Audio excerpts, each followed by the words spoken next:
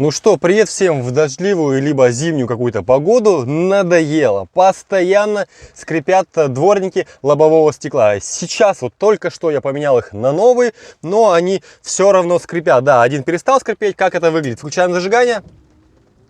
Левый не скрипит, а правый вот с таким скрежетом прям неприятным.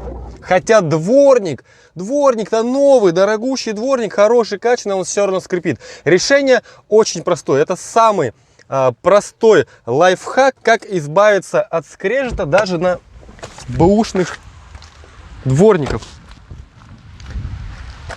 Идем, собственно, к дворникам. И суть такая. Вот вы видите кромку дворника. В тот момент, когда она движется, она должна вот так вот перекладываться. В тот момент, когда она не перекладывается, она воду сдавливает вот в таком направлении.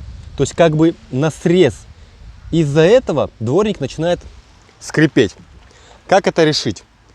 Поднимаем дворник и немного вот так вот просто его разворачиваем. Просто немного разворачиваем.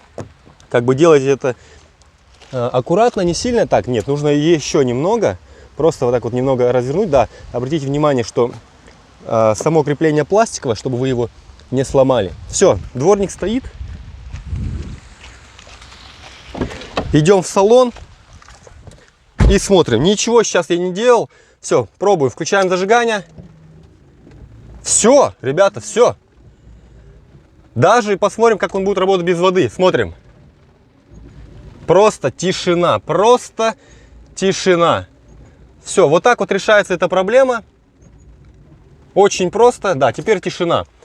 То есть, принцип вы поняли. Просто в тот момент, когда дворник работает, он должен вот так вот перекладываться. Соответственно, в тот момент, когда угол направления вот этой резинки самого дворника слишком острый, он не может переложить его, зацепиться и не может переложить. И поэтому он как бы вот так вот на срез. А в этот момент, когда мы, собственно, развернули немного дворник, то есть сам не механизм, а вот эту вот часть дворника металлическую, мы сделали направление среза, ну, как бы более прямое. Тем самым он легче перекладывается. Все, вот такое короткое видео. Пользуйтесь, я уверен, поможет.